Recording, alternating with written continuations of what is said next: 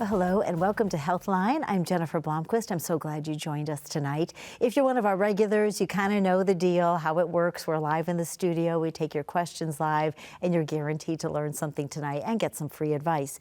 If you're a newcomer, welcome, and we're so glad you joined us, and we hope you'll continue watching this program because you do learn a lot, and you get some wonderful advice from local medical experts, so you can't beat that. Let me just remind you how it works then.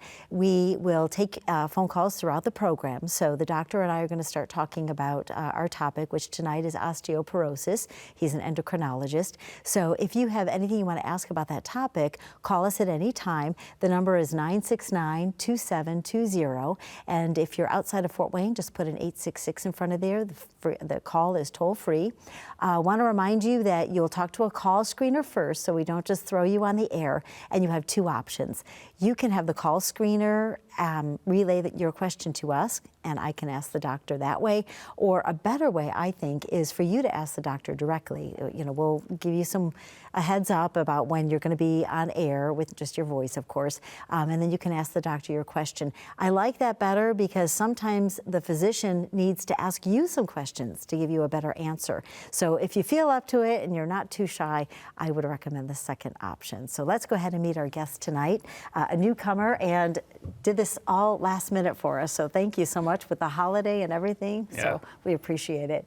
As I said, he is an endocrinologist, and it's pronounced Hamza, Dr. Hamza Quadri. Yep, you got it right. All right. Don't ask me how to spell it, but Yes. but wanted to make sure I pronounced it correctly. So, you know, I think a lot of people probably don't think about the specialty of endocrinology until they have an issue, you know, because it's not the kind of practice that you normally go to for like for a screening or anything like that typically. Yes, I get that a lot. Yeah. A lot of even my family members go like, which kind What of is patients that? do you Yeah, actually what do you see? do? Yeah, yeah. So I'm like, trust me, once you start seeing us, then you'll learn. Yes, yeah. So, Yes. so you do all kinds of, I mean, you know, everyone probably is familiar with the endocrine, gland, Yeah. and that you probably handle a lot of diabetes cases. Would you say that's probably the bulk of your? So endocrinology, it's a huge umbrella. We cover all kind of hormonal issues with it, starting from the pituitary gland, the thyroid. In thyroid, we have malignant, non-malignant thyroid. Okay. Then we have the adrenal glands, and then osteoporosis is also part of it because it's hormonal, physiological with hormonal changes.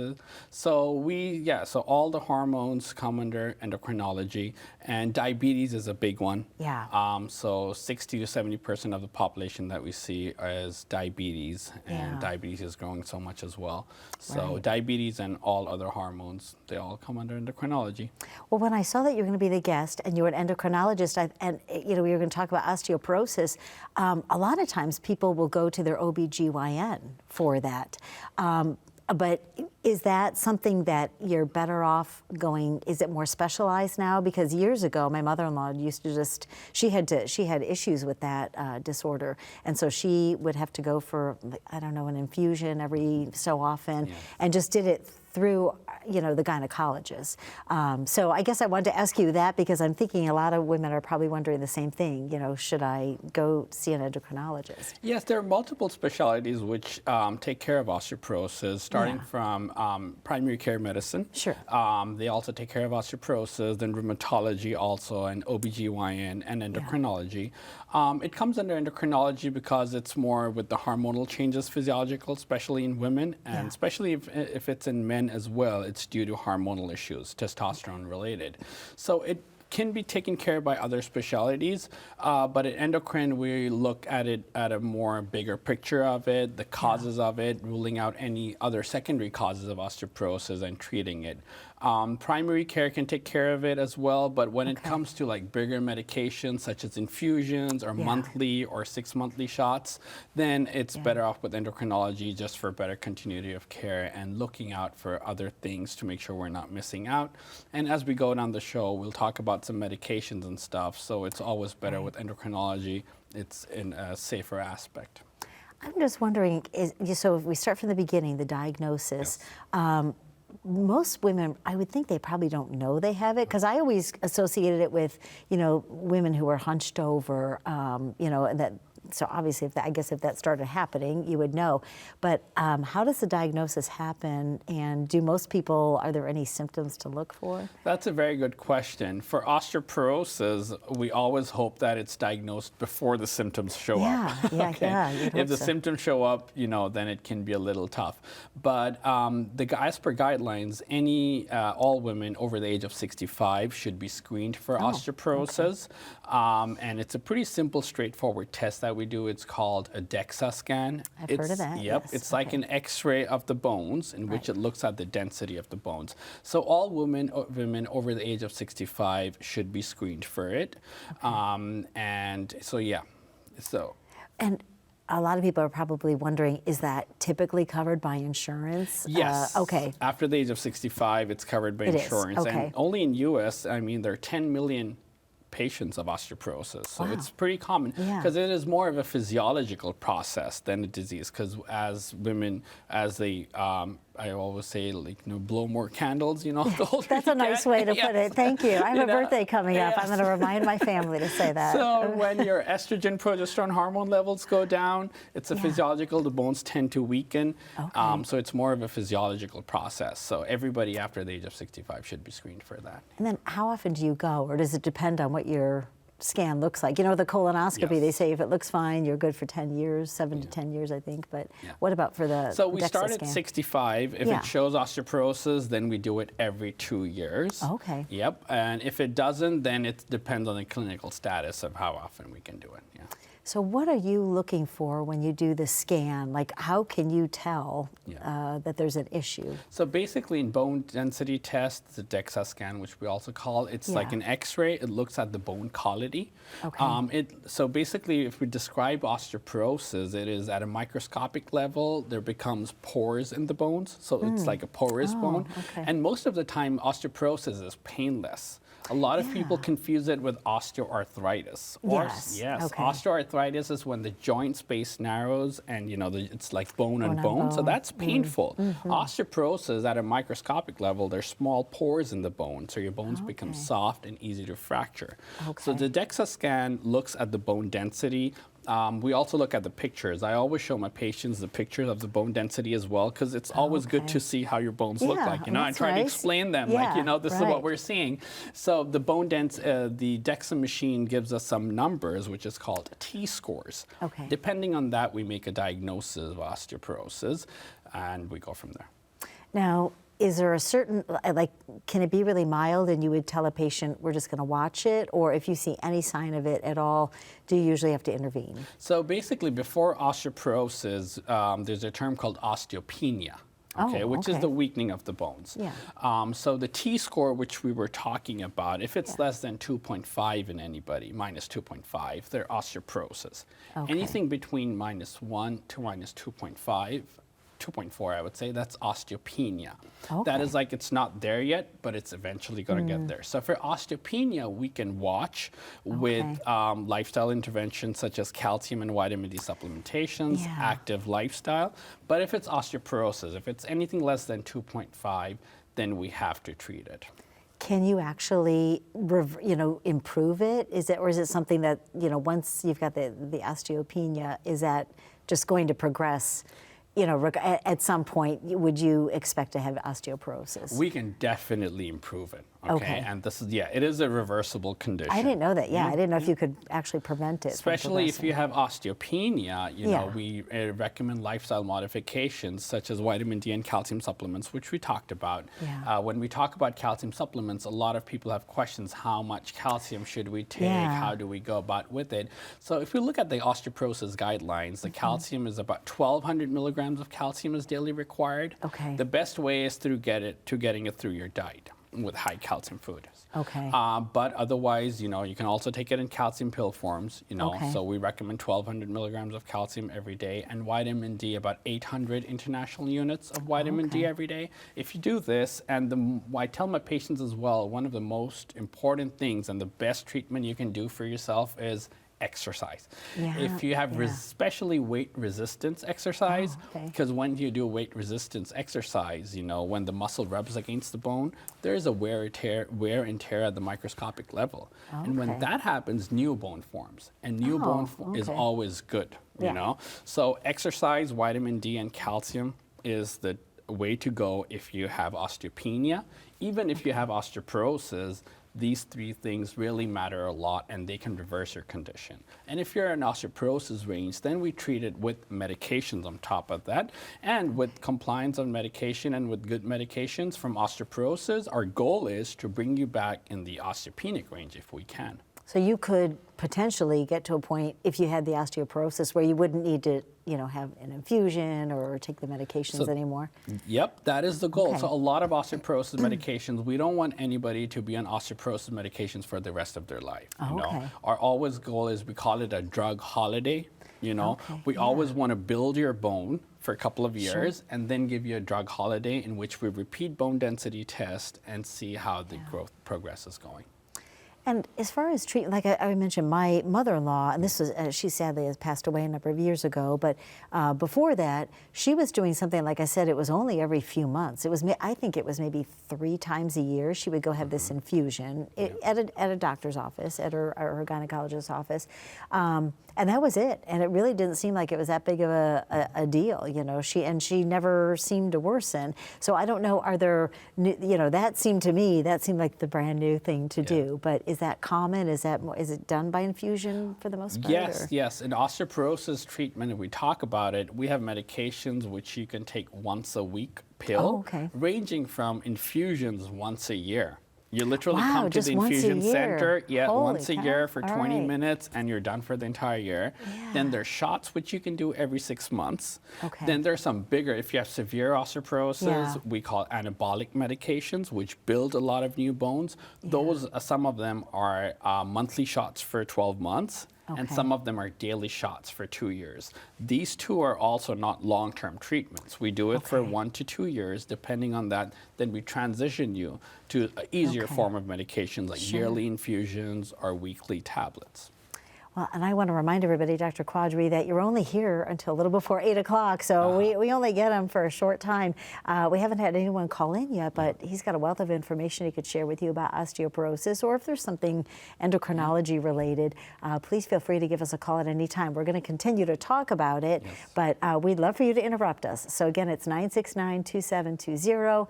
It's still a toll-free call if you call or put an 866 in front of there. So. In light of what you were just saying about how this is so treatable and you can, you know, you can reverse, you know, the effects, I'm shocked that I would see somebody with advanced osteoporosis, you know. I mean, and usually when I've seen it, it's been in women who are quite elderly, probably in their 80s or 90s. So what, is it just maybe that they didn't get the treatment, or are there some forms of it that inevitably you're going to have the, you know, it just looks sad when they're hunched over like that. Yeah. So our goal in treatment of osteoporosis is making sure that, you know, what you're talking about, hunchback, you know, our goal is to avoid that. Okay. And that can be only done with early intervention. Okay. And the main goal, when we talk about osteoporosis, is to avoid any fractures. That if you have a fall, we want to make sure you don't break any fracture. Because there's some fractures which really affect the quality of life. Starting with the hip fracture, the pelvis fracture, the wrist, and the spine. If you fracture some of these, your mortality, there's some data out there which shows if you have a hip fracture, you have a 20% chance of mortality within 1 year, and 40% chance of increased mobility. Okay, and then you need higher level of care with that, and you see that a lot in the once you have a hip fracture, then you're stuck in a cycle. It's hard to get out of it. So our goal with treatment of osteoporosis is, I always tell my patients, is my goal is to have a good number on the bone density scan, of course, but also if you ever have a fall, we want to make your bones strong enough that you can bear the fall and you do not have a fracture. Because these fractures which I talked about, we call them osteoporotic fractures. For example, if you fall from a standing height, or if you have a very low level trauma, and if you have these fractures, like the hip fracture, the wrist, the pelvic, or the lower back, then we don't even do bone density testing in these patients. We Okay. we call them as osteoporosis defining fractures, Yeah. and we go ahead and treat them. Okay. So that is our goal. And when we talk about treatment, there are a lot of medications that we can talk about. And it's interesting because we've done programs. If you've watched our show over the years, we've done programs a number of years about how dangerous it is, excuse me, for an elderly person to fall. And there was even a place where people could go that specialized in, it was like a fall clinic, because if you're a younger person, you don't think about it. A lot of times you might get hurt, bruised, you just get up, you might be sore for a few days. But if you're an elderly person, I mean, I can attest to it happened that way for my grandfather. He fell getting up in the middle of the night and couldn't get to the phone. And so we didn't find him till the next day. And then sadly, he passed away a few months later. It does. It just kind of, they get stuck in this cycle.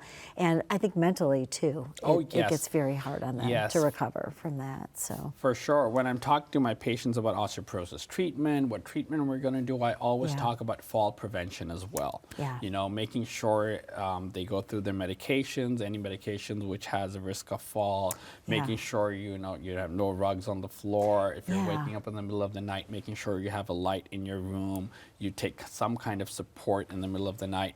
So fall prevention is big when it comes with osteoporosis treatment. Yeah, and actually this week is a good time to talk about it because we have had some very slippery weather. I think we're getting some more snow tomorrow. So, hopefully a lot of those folks can just stay home. Or if not, if you know somebody who maybe has to get to the doctor's appointment, or maybe, they always go to their mailbox every day, maybe help them out a little bit so that they don't have to, you can be there to hold on to them or get their mail for them, stuff like that. So. Winter decided to come very early this year, so we weren't prepared for that. I was going to ask you too, what are there any studies on hereditary factor, and do men ever get osteoporosis? Because I always associated it just with women, so. That's a very good question. It is definitely more prevalent in women. 40% of the women after the age of 65 are at risk of osteoporosis. Okay. And as we discussed, it's more physiological. In men, there's always some underlying cause of osteoporosis. And when we talk about hereditary cause as well, we always look at genetic factors and family history of osteoporosis. Yes, that does play a role. If you have a parent who had osteoporosis or a hip fracture, you're at more risk. So when you come to endocrinology, we look at all these secondary aspects as well, and especially if it's in men, we try to treat the cause of it. And there are a lot of other endocrine issues as well which can cause osteoporosis. So when we see you for the first time for osteoporosis, we always go through a checklist, making sure we're not missing any, which we call secondary causes of osteoporosis. If we talk about, for example, like chronic steroid therapy, if anybody has been on steroids for long term, they're at risk of osteoporosis. Cigarette smoking, that can put you at risk of osteoporosis, And there are some endocrine disorders such as the parathyroid, hyperparathyroidism, hyperthyroidism, you hear these terms. These can put you at risk of osteoporosis. So we see a lot of patients who have osteoporosis due to hyperparathyroidism. It's a gland in the body, it's behind the thyroid, that's why we call it the parathyroid, and it controls the calcium levels in our blood. If it becomes overactive, it sucks out all the calcium out of your bones and causes osteoporosis. And you can keep on treating the osteoporosis, but it will not improve until you treat the primary cause of it. That would be the hyperparathyroidism. So there are, apart from physiological, which we call, there are the pathological causes of osteoporosis as well, which we always evaluate and look into. Well, and I think hopefully most people go for a yearly screening or check up with their doctor. And so would some of this stuff even appear on blood work? Could that possibly, it seems like they always do like basic labs yearly, so. So for thyroid and hyperparathyroidism, which I talked, yes, it does come up with basic lab. Calcium levels would be up in your, like a BMP or a CMP, or if your thyroid labs would be abnormal, suggesting hyperthyroidism, those can put you at risk of osteoporosis. Okay. Well, we did have somebody brave enough to call in, and both of us are not wearing contacts tonight. Mine's because of old age. His is not because of old age.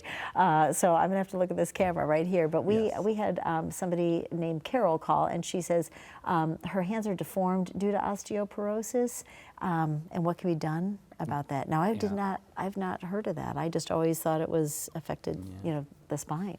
So a lot of times hand deformities could be due to rheumatoid arthritis as well. Okay, rheumatoid arthritis can cause that. Yeah. And if somebody is being treated with steroids for rheumatoid arthritis, they can end up with osteoporosis as well. Oh, I see. But yeah, so that is the main factor usually for hand deformities. When it comes to osteoporosis, it is more likely due to some other underlying condition which is causing it. Okay. But as we discussed, if there's hand deformities as well, physical therapy is the way to go for that. For this patient, I would highly recommend, touching base with their primary care doctor, seeing what options they have for physical therapy, or looking at other causes as well, which can cause the hand deformities. Can that also be reversed as well? Like could she potentially have her hands looking somewhat normal and functioning normally? Or? Yes, it takes time, but it's not impossible with good physical therapy and figuring out the exact root cause of it and doing the right medications. Yes. All right. Well, Carol, thank you so much for your question, and I hope that goes well for you. I will say I've been to physical therapy, not myself, but with my children, and it's kind of fun. I mean, it actually is. I mean, we've been to a number of different offices, but they are very happy, upbeat people, and a lot of music playing and stuff like that. So don't dread it, I guess. It was a very positive experience for us. So hopefully it will be. If that's what she pursues. We still have just a few minutes left, so we could take another quick question. So if you want to call, please do. It's 969-2720. Again, it's a toll-free call if there's an 866 in front of there.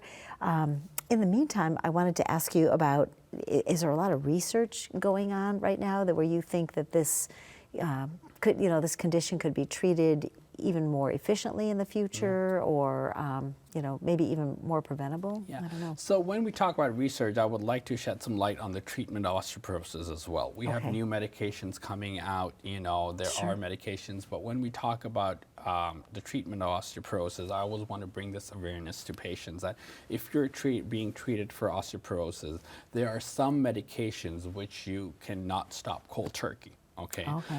There's like some medications called denosumab, which are like 6 month. You get the shot every 6 months. A lot of times patients are on it and then they just lose follow-up, or there's some insurance issues. And if that's a kind of medication that you cannot stop, you have to transition to some other kind of osteoporosis treatment for that. Because if you stop that medication at the 7th month, you're at highest risk of fractures. So we do have a lot of research going on in that. Yes, there are new medications coming up for osteoporosis as well. And there's, as we talked, there are two kinds of treatments for osteoporosis: anti-resorptive and anabolic agents. What anti-resorptive pretty much do is that they improve the bone density, but they sort of stop the deterioration of it as well. Whereas anabolic therapy builds new bone. So a lot of times we use anabolic therapy to build the new bone, and then we follow it up with anti-resorptive to maintain what is built. So there are some good medications for anabolic agents such as teriparatide and romosozumab. These are the medications. They're injectables, but again, they're short term, ranging from 1 year to 2 years of treatment. And we always want to transition these medications. Also, we don't want to stop cold turkey, because if you build the new bone, we want to make the best of it and want to transition to other medications, the infusions, which we talked about. So I always tell my patients, if you're on osteoporosis medications, just make sure you don't stop cold turkey. Always consult with your doctor about transitioning to other medications. Do not stop it without a doctor's advice. And that's the main goal. And, this is something I'm really vocal about. And I always tell my patients, to make sure that, you don't stop cold turkey, because then a lot of effort that you've done will go to waste. Well, it's just kind of like, they're always reminding you at the doctor's office with an antibiotic, finish it. You might have strep throat and feel better after 48 hours. And they're like, you got to finish it or you're going to get, it's probably the same concept, So you don't want to have to, I guess, retreat. So. Yep, and if you're on osteoporosis medication, if you're concerned about side effects, always talk to your physician about that. And yes, some medications do have side effects, but they're always alternatives. For example, bisphosphonates therapy. Those are like the once-a-week pill Okay. A lot of patients, it's a big pill. Okay, it's a once a week, so it can cause call that a acid horse reflux. pill. Yeah, okay. It can cause acid reflux. So I always tell my patients, if you have acid reflux, we won't do it. Okay. But a lot of patients can develop acid reflux due to that, and they just stop taking it. We have an IV form of that as well, which I talked about. Once a year infusion, then we stop that, then we can go to the IV part. And do once a year infusions. And another thing I always want to bring up with osteoporosis treatment is that there's a rare side effect of most of the osteoporosis medications is the osteonecrosis of the jaw. It's just a nasty infection of the jaw, which can happen if you're on osteoporosis medications and you get any invasive dental work, which involves cutting of the gums, you're at risk of this infection. So always tell your dentist when you go there that, you're on osteoporosis treatment. Great advice. I feel terrible we're out of time because I could talk to you all night. It's very, very interesting. Dr. Hamza Quadri, thank you so much. And have a wonderful Christmas. Happy holidays to all of you. I will see you next year. This is my last show for this year, but I'll see you in January. Thank you so much for watching, everybody. Take care, be safe, and we'll see you next January.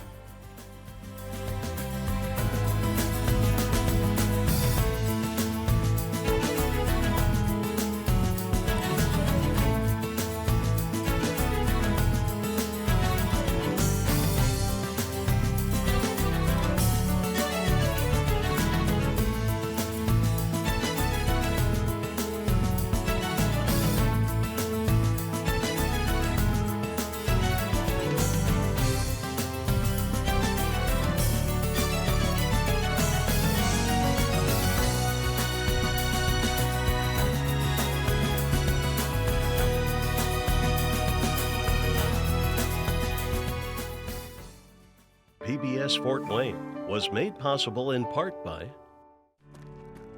Momentum, progress, innovation. Parkview Health knows standing still isn't an option.